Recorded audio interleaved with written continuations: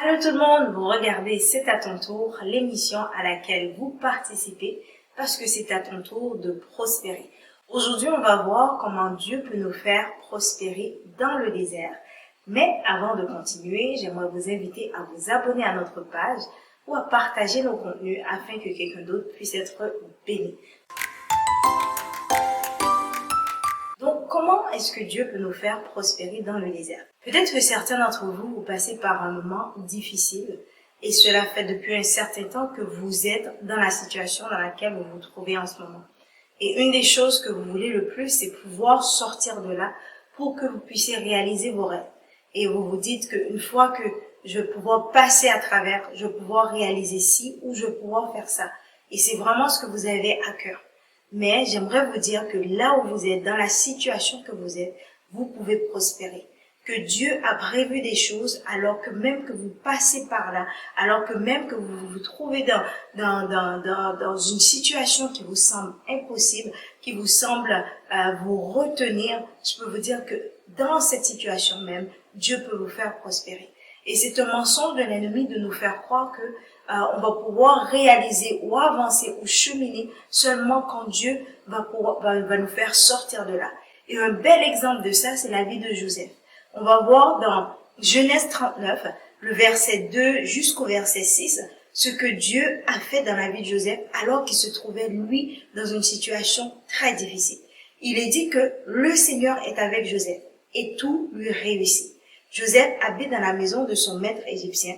Potiphar le voit, le Seigneur est avec Joseph et il fait réussir tous ses projets. Alors Potiphar se montre bon envers lui et il le prend à son service. Il lui confie la responsabilité de sa maison et tout ce qu'il possède. Dès que Potiphar a fait cela, le Seigneur bénit ses affaires à cause de Joseph. Donc, quand j'avais lu ce passage, moi-même, je passais par une situation difficile. Et je me suis dit, mais quelle est la chose que Joseph aurait aimé le plus dans ce moment-là? C'est être libre. Mais on voit que Dieu ne lui accorde pas la liberté dont il souhaite, dont il rêve tant, mais Dieu le bénit. Dieu lui accorde sa faveur. Dieu fait en sorte que là où il se trouve, la bénédiction le poursuit. Et bien souvent, des fois, quand on va passer dans ces moments difficiles, on va vouloir refuser la faveur de Dieu. Parce que ce qu'on attend de lui n'est pas nécessairement ce que Dieu fait, ou plutôt notre attente n'est pas encore répondue. Et à ce moment-là, on peut se retrouver soit avec le cœur qui est un peu aigri envers Dieu, et on peut refuser même sa bénédiction, des choses qu'il veut faire à travers nous, ou des choses qu'il veut faire avec nous. Ta saison, ou la saison difficile à travers laquelle que tu passes en ce moment, n'arrête pas Dieu. Ne le limite pas. En fait, il a des choses qu'il avait prévues, que le Goliath qui se trouve devant toi, ou que le Pharaon qui court après toi, ne peut pas arrêter Dieu d'agir dans ta vie, dans cette période-ci, dans ces moments. Bien qu'il y ait encore des choses qui nous semblent être très loin, mais il y a des choses que Dieu veut faire dans ce moment. Peut-être qu'il veut travailler ton caractère. Peut-être que comme Joseph, il veut développer un talent, un don en toi que tu ne l'aurais pas fait sans que tu ne passes pas par ce désert, sans que tu ne sois pas dans cette situation, tu ne l'aurais pas fait. Peut-être qu'il veut te révéler des choses qu'il a mis en toi, que seulement dans ces moments-ci, alors que tu t'arrêtes pour le chercher, pour chercher sa présence, qu'il va pouvoir te les révéler. Donc il y a des choses que Dieu veut faire avec toi dans ces moments de difficulté. Il faut s'arrêter. Donc il y a plusieurs choses qu'on peut faire pour voir la main de Dieu et prospérer.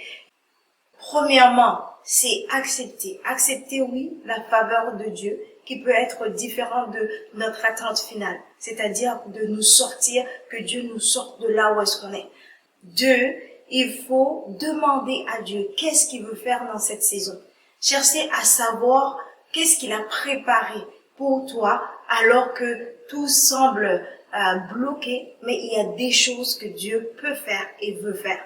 Donc, toi, collaborer avec Dieu. Là où est-ce qu'il essaie de vous amener, lorsqu'il va vous donner des directives claires, collaborer avec lui. Et c'est alors que vous allez voir, vous allez avancer, vous allez quand même conquérir et faire des choses, même si vous n'êtes pas encore à votre destination finale, vous allez avancer de plus en plus et vous allez aussi voir la main de Dieu. Et nous, on aime appeler ça des clins d'œil de Dieu. C'est des clins d'œil pour nous dire que je suis avec toi, je ne t'ai pas oublié, tu marches sur le bon chemin, continue, avance, ne lâche pas. Donc plus vous allez avancer, plus vous ne vous arrêtez pas, plus vous allez faire ce que Dieu va vous demander de faire dans cette saison, plus vous allez vous approcher de la destination qu'il a pour vous, du Canaan qu'il a pour vous. Et lorsque vous allez rentrer à Canaan, vous n'allez pas être dans un état où vous n'êtes pas prêt, parce que il a pris le temps de vous préparer comme il l'a fait pour Joseph avant de vous amener dans votre Canaan. Et Dieu dit dans Ésaïe 43, verset 19, oui, je vais ouvrir un chemin dans le désert. Je vais faire couler des fleuves dans ce lieu sec. Donc, continuez à avancer, collaborez avec Dieu, demandez-lui, cherchez dans sa présence ce qu'il essaie de faire en ce moment et vous allez voir comment il peut vous faire prospérer même dans le désert. Donc, c'était tout pour aujourd'hui. Encore une fois, on vous invite à vous abonner à notre page et on vous dit à une prochaine fois. Donc maintenant, c'est à ton tour.